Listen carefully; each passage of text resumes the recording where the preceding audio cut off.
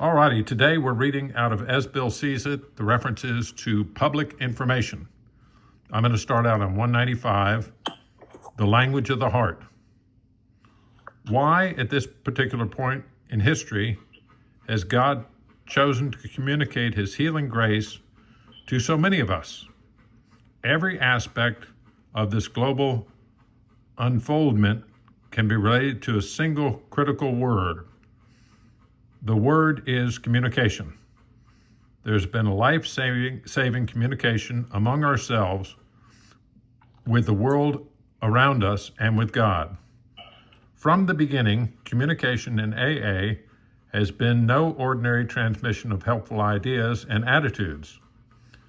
Because of our kinship in suffering and because of our common means of deliverance, are effective for ourselves only when we constantly carry it to others. Our channel of contact have always been charged with the language of the heart. And then Desiree is going to read on 255. Wider understanding.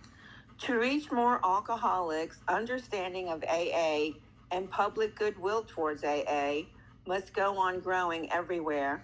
We need to be on still better terms with medicine, religion, employers, governments, courts, prisons, mental hospitals, and all enterprises in the alcoholism field. We need the increasing goodwill of editors, writers, television, and radio channels. These publicity outlets need to be open ever wider.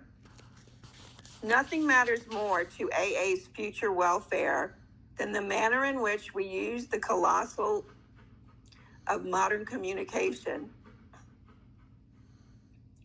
Used unselfishly and well, it can produce results surpassing our present imagination. Should we handle this great instrument badly, we shall be shattered by the ego manifestations of our own people.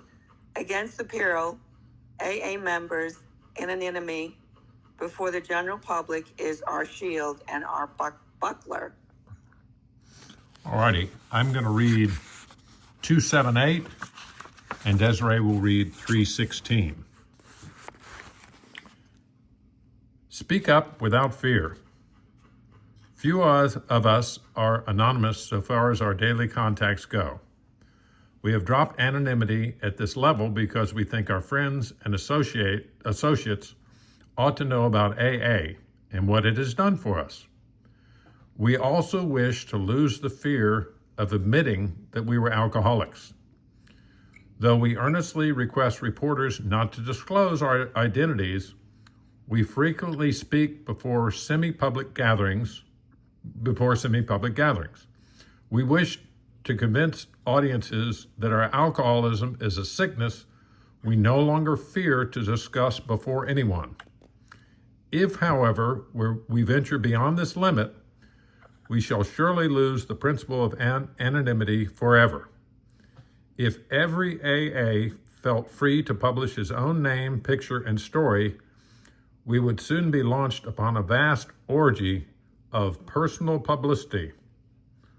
While the so-called public meeting is questioned by many AA members, I favor it myself, provided only that anonymity is respected in press reports, and that we ask nothing for ourselves except understanding. 316. Our protective mantle. Almost every newspaper reporter who covers AA complains at first of the difficulty of writing his story without names.